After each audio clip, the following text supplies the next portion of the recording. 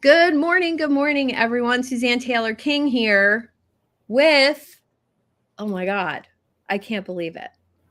Michael, welcome to Unlock Your Way with STK. How are you?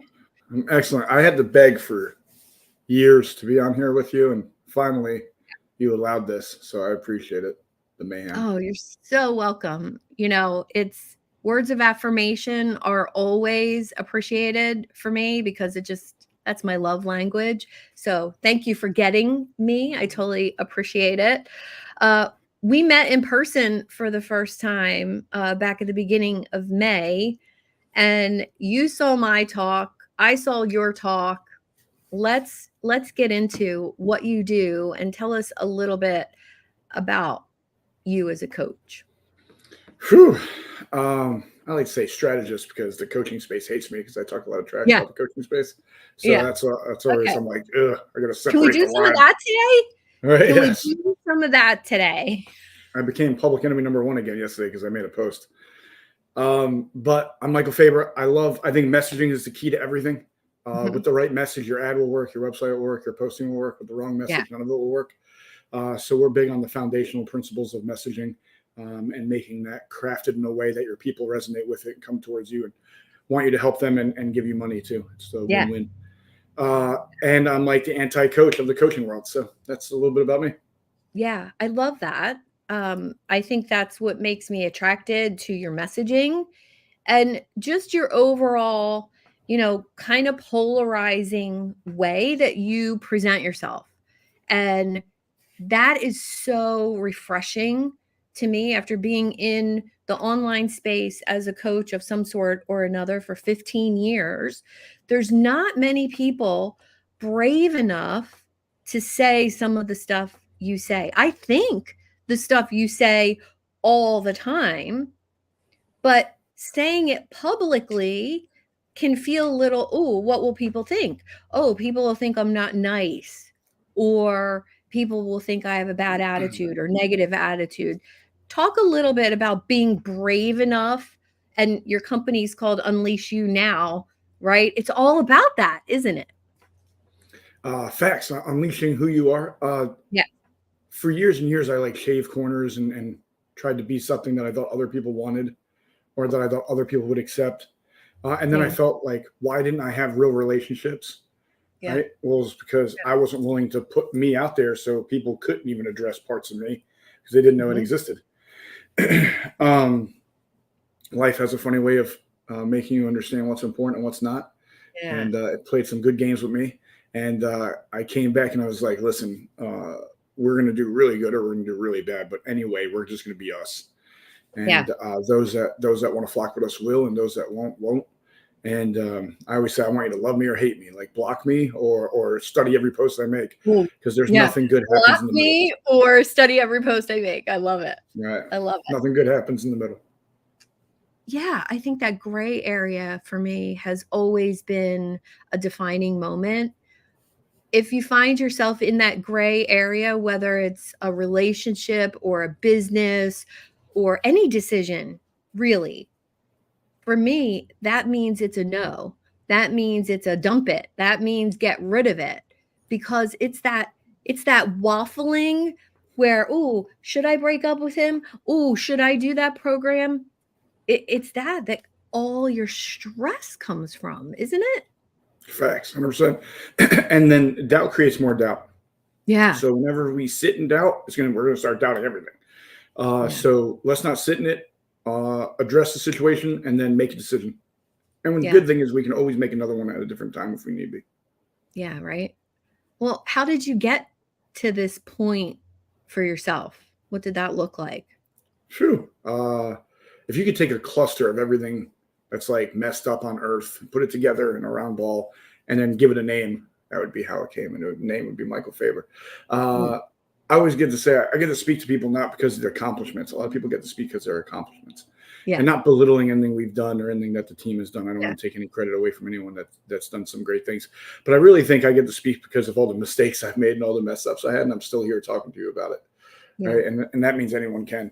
Yeah. So me, I was like a hollow shell of somebody. I had all the material, I had the big Mhm. houses, had the fancy cars. Mhm. You heard about my favorite fancy, Yeah. right, the cane, as we called Yeah. it, Yeah. which was our Cadillac Escalade. It was white. That's why we called it cane, because we were very mature. Mhm. I have never done a drug. I'm kidding. If that's believable, I got some beachfront property in Idaho for sale. Yeah. Is that Um, believable? I'm not sure. I don't do them now. No, Yeah, I but don't do them seriously, now. I don't all do right. them now. But I've grown. My doctor told me I had a heart attack if I did, so I oh, stopped. okay. Uh, Good incentive. stopped right in time. But I was the epitome of fake. That's why a lot of times I make fun of things. I make fun of who I was, and everybody's Yeah. like, "Who are you talking about?" I'm like, "Me." Yeah. Um, and then life humbled me, and I learned a lot about loss, but also all the things that I tried to hide from came. You can't hide from it. You got to deal with it at some point. And I tried to deal with it all at once. Became a suicidal maniac. Tried to take my life in Lewis Beach. Didn't work clearly. Went hitchhiking across America. Had a missing person report for me, and Mm, then came back and was like, you know what? I just want to help people now, yeah. and I can't do it not being me. I got to be Yeah. willing to be seen. Yeah. And I think that's why your story resonates so much with me because, my first business at 24, I was making 5 million a year and I had no idea what I was doing. No idea what I was doing. Um, except I knew the product, right? It was retail business and it was before social media. So our marketing was like bumper stickers and cool bags, and a cool vibe.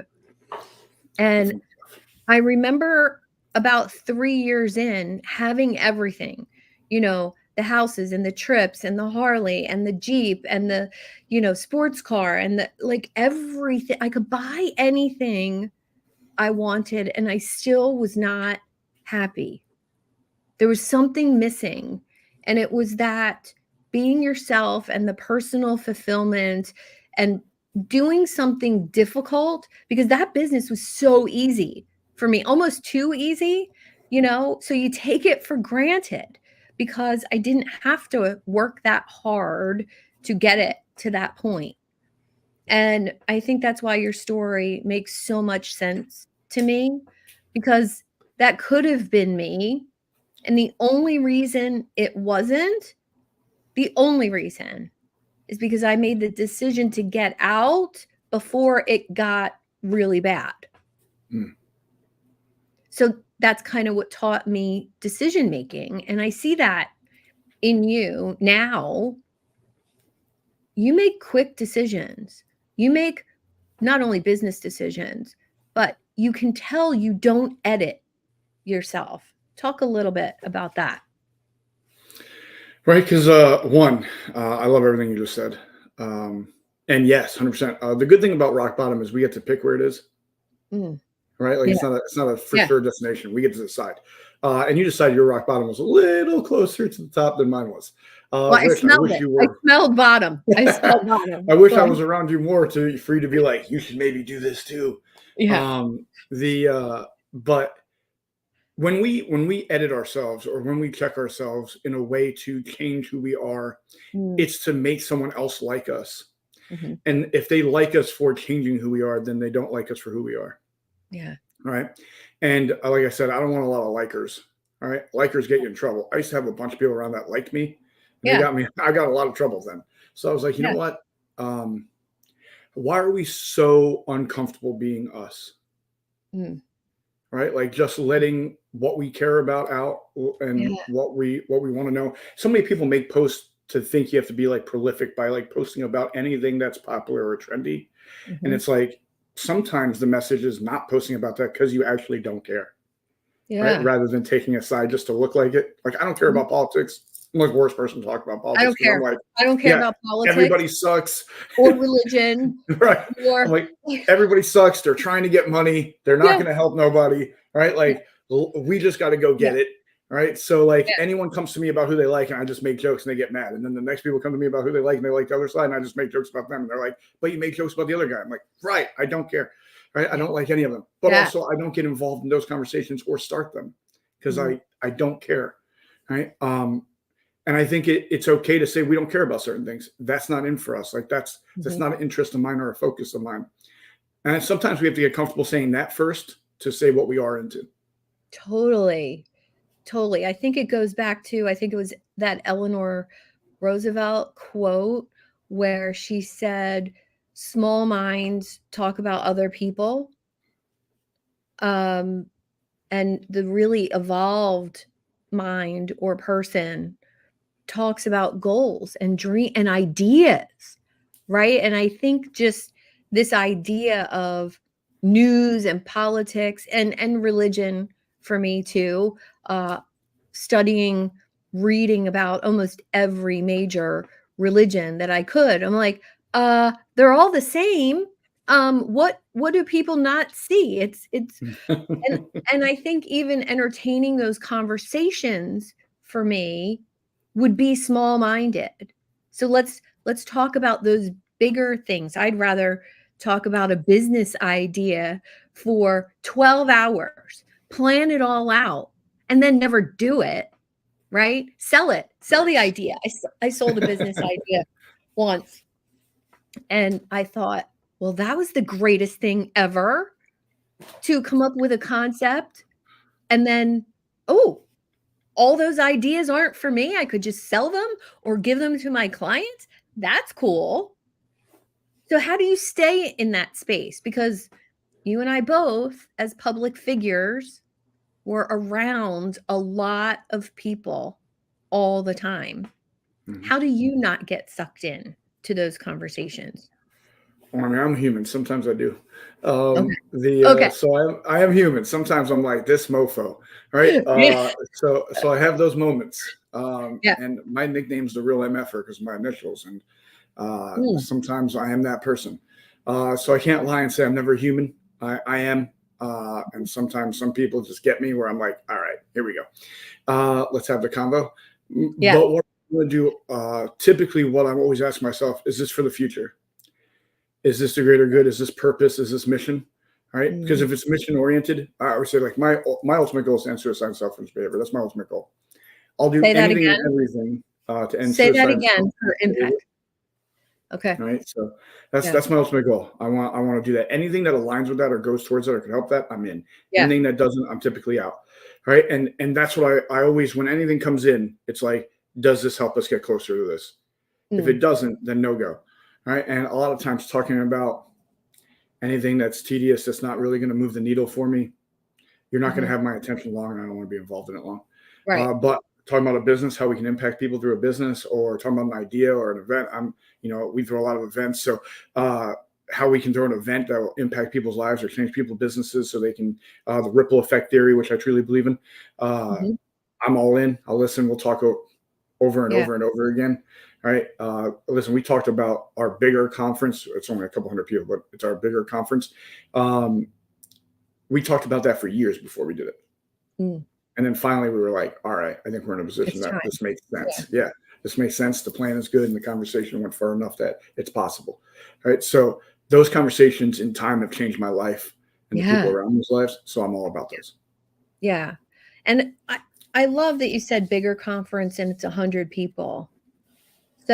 So many entrepreneurs that I talk to get stuck in this idea, because they're looking at the gurus of the space who have 10,000 people fill up an arena, blah, blah, blah. And I would argue that a 10-person event, I had a 12-person event yesterday, and I'm still getting like, "Oh my gosh, that was amazing. That was incredible. You've changed my thinking on this and this and this." Because nobody needs more information. Like I don't need to get up on stage and give more information. It's let me change the way you think. And Mm, I just think impacting 100 people or 10 people and changing the way they think. And I honestly, I'm so in awe of not only your content because you do this really, really well, but when you speak on stage, you're changing somebody's belief system. And did you learn that from somebody, or is that just innate with you? It's weird. With speaking, I never really I never wanted to be a speaker first. Speaking in front of people was like the worst thing on earth to me. Yeah. Right. Yeah. Like I remember getting kicked out of class rather than reading a chapter in front of the class. Right. Like it Same. wasn't like, right. Same. Yeah. Yes. I'd rather go home. Right. Send me to the principal. I'll get in trouble. I'm fine with that.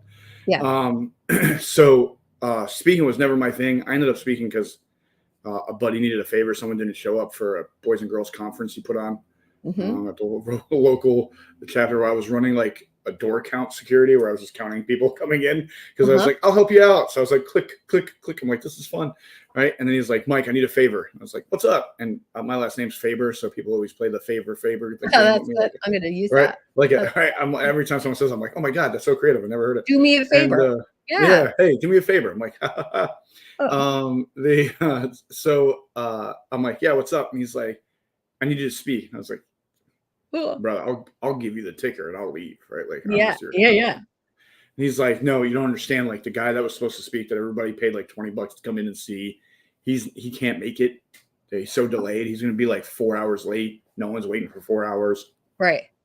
I need you to go up there and speak. I'm like, oh my God. Right. And he's like, come on, you do it in a locker room all the time. Cause I was a basketball coach for a long time. I'm like, all right. Right. So I got up and speak to him more. He's a character. I love him so much. Oh my God, he's amazing. He lives within like 5 miles of me. Get the heck out of here. He's going to get a knock at the door one of these days. Yeah. Then I'm not that far from you too. Be careful. I spoke and I was like, I hate this. I'll never do it again. And a kid walked up to me and he was like, no one ever spoke like that to me. It made me believe something could change in my life. And I didn't have to do what everybody else did. So thank you. And I was like, I'm going to have to do this again. Like, shit. Right. I don't know if you're allowed to curse on this. I'm sorry for sure. Yeah. I don't know if you've noticed, I have a mouth that's for sailors. That's okay. I'm going to say that differently next time. It's okay. So I never really dove into like learning or finding someone to teach me speaking per se. I studied human behavior for a long time. That was my studies. People are interesting to me. So really I just did use that and my style. Yeah. I feel like everything goes internal to external. So we got to work on the being part. Yeah. Right. Because then this won't really change for long if you're not really it. So I just try to speak to that and I try to see where the audience is and try to gauge my talk around that. I don't really plan to talk per se. I get in trouble for that. But I try to read the audience and go wherever they need, because if you're speaking, it should be about the people you're speaking to and not you. Yes. Yes.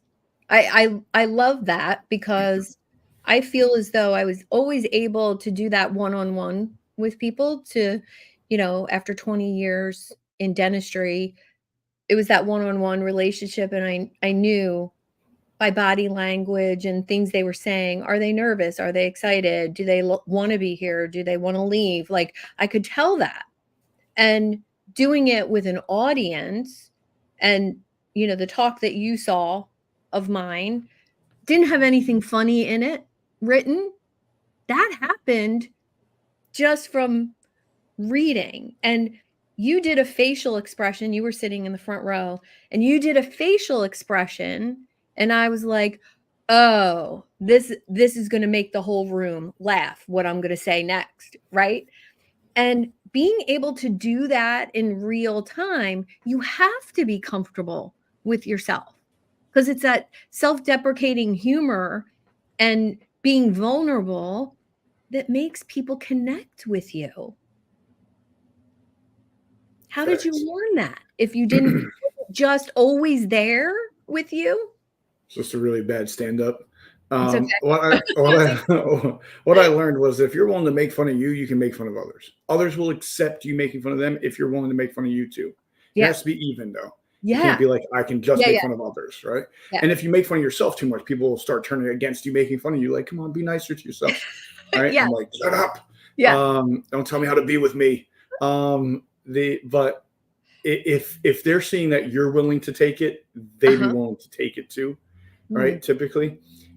So really, I loved what you did, by the way, during your talk, thank you. and how you did that. I was like, oh, automatically we became closer just when you did that. I was like, yes, Yeah, she's my I felt people, that.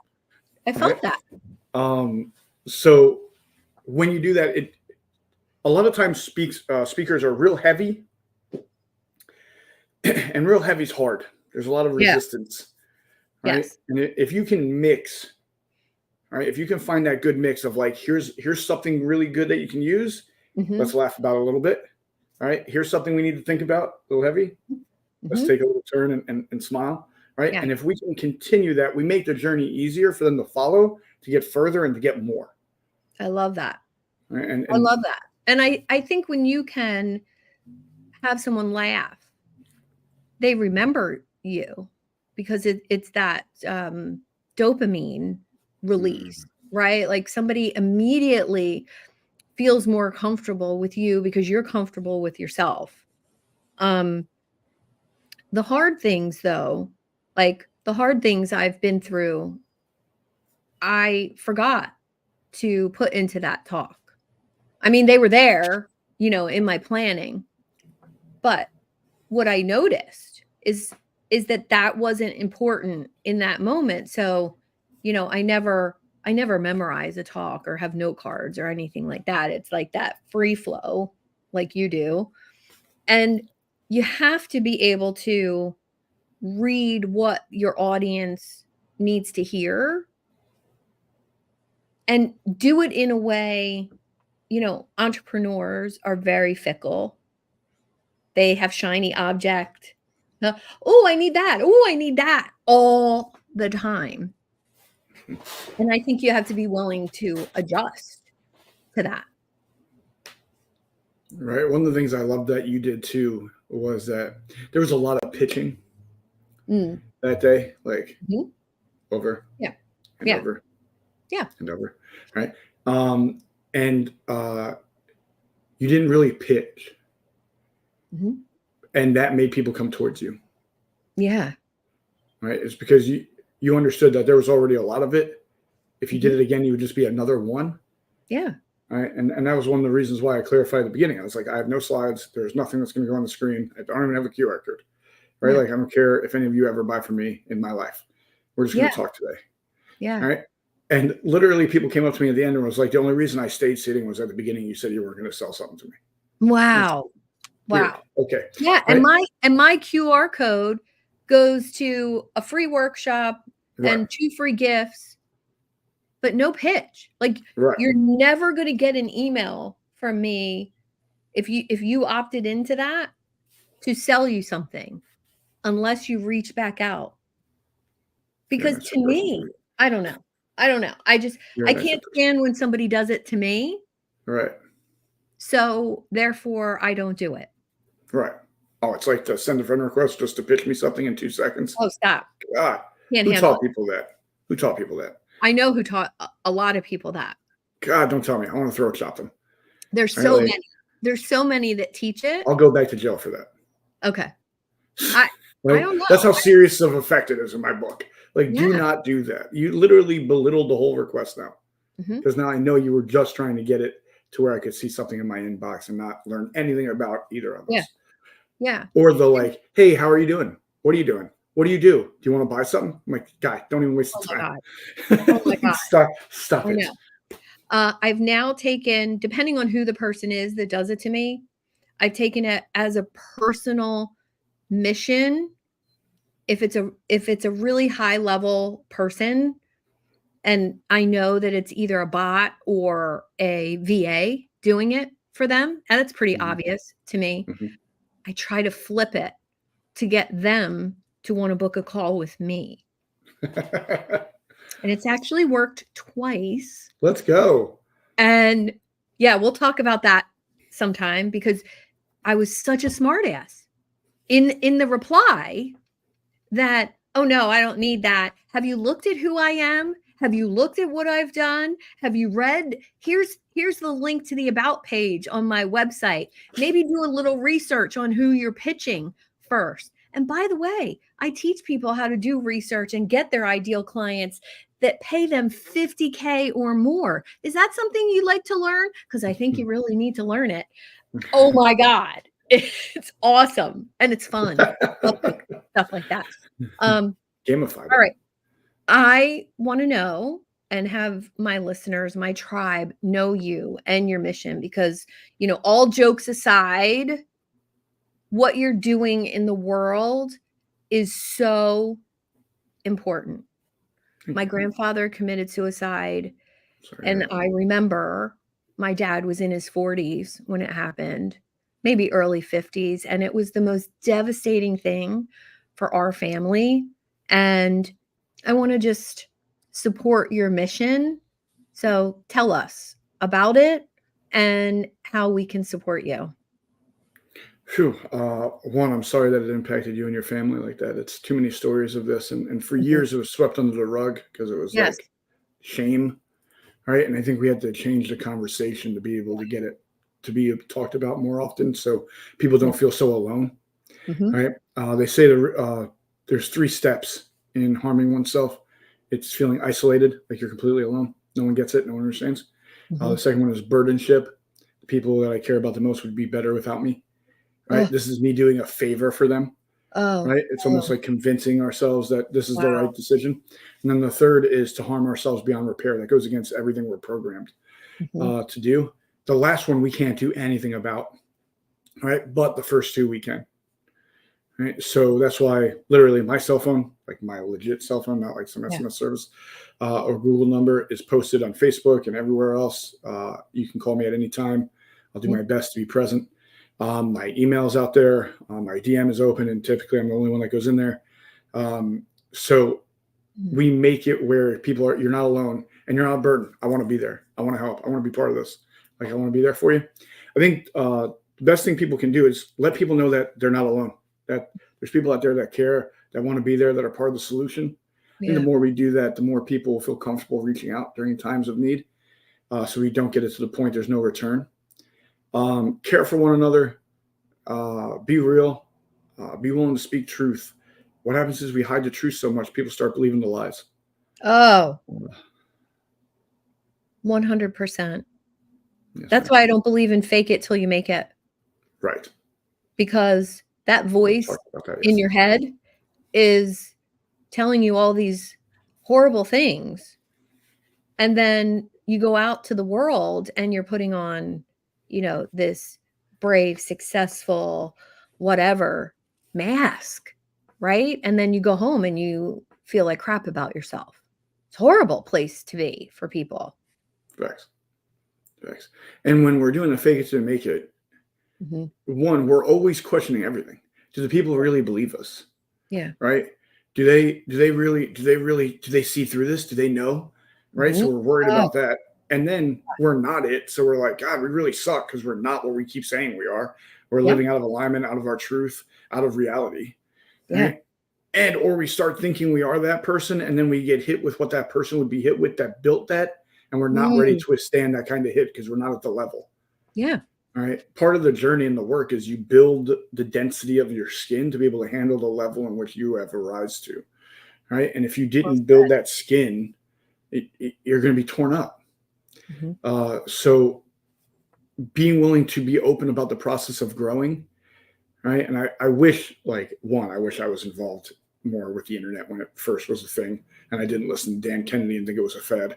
I know. And then two, I wish social media was around and there was more documenting of things, because Uh-huh. it's like the early years of business, 20 plus years ago, Yeah.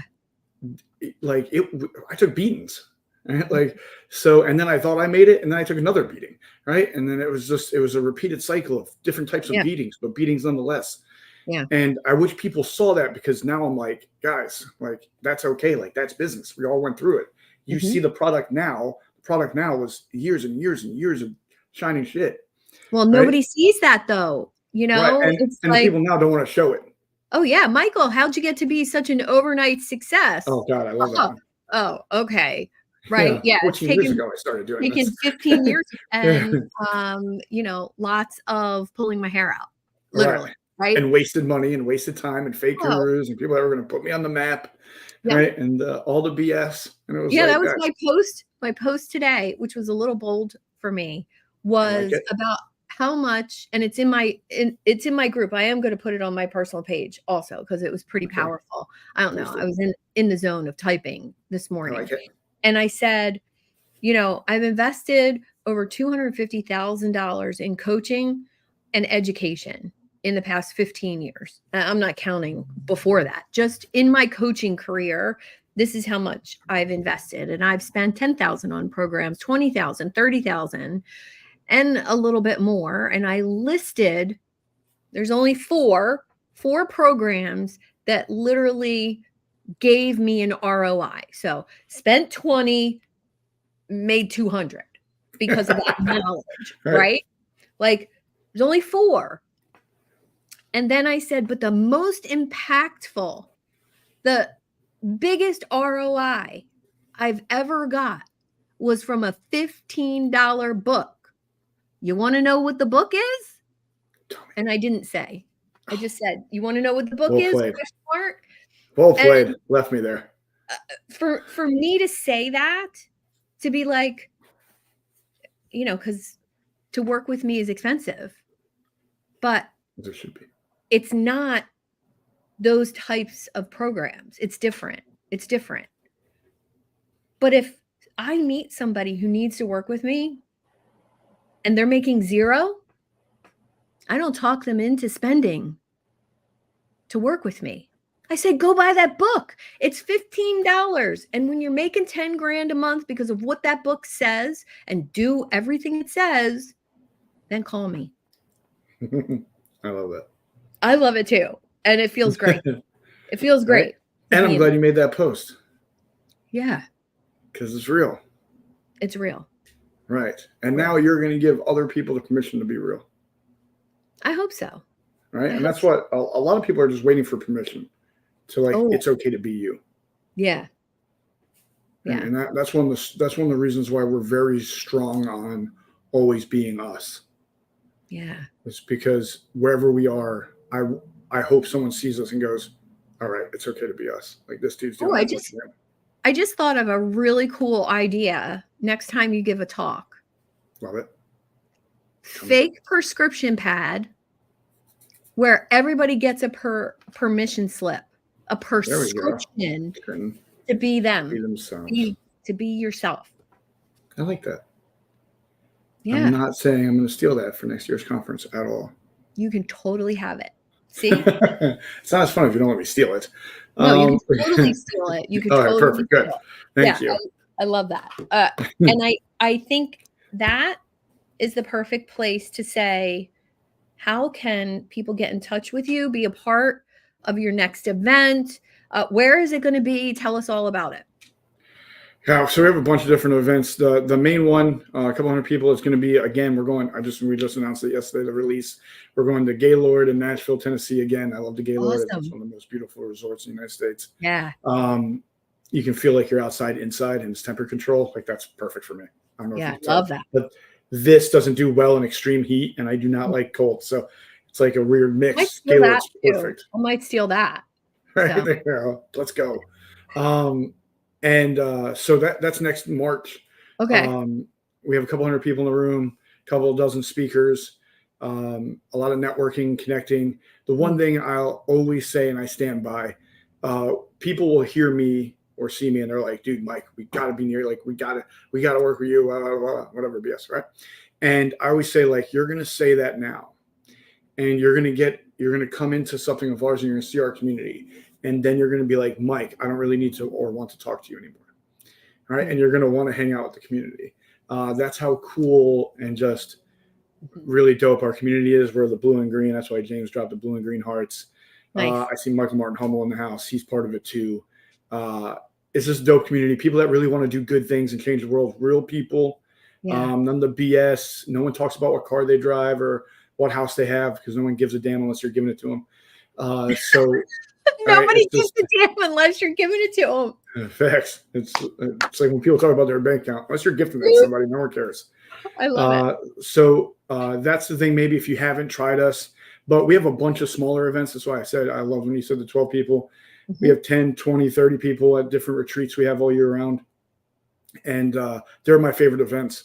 Yeah. Before, when I had a lot of ego, Mike, it was about big ass events. I was like, we're gonna have 1,000+ people in a room. And pre-COVID, that we were moving towards that and had more people in a room before COVID than we did after COVID. And it's because now I don't want that. We will Yeah. not go higher than 250. They had to talk me into that last year. I didn't want to do that. We're pretty much staying the same this year. I think we have like 20 more seats in the room. Okay. And just come be part of a community that actually cares about people, and do your thing. But listen, you're an amazing human being. Very So few people I actually vibe with and really like. Love, you're one of them. Anyone that knows you, they're in good hands. thank you. And I don't say that very lightly or about anybody really in this space. So thank Thank you you. for letting me be on here today. Anyone can find me through Facebook. Is the easiest way to get a hold of me. So Um, good.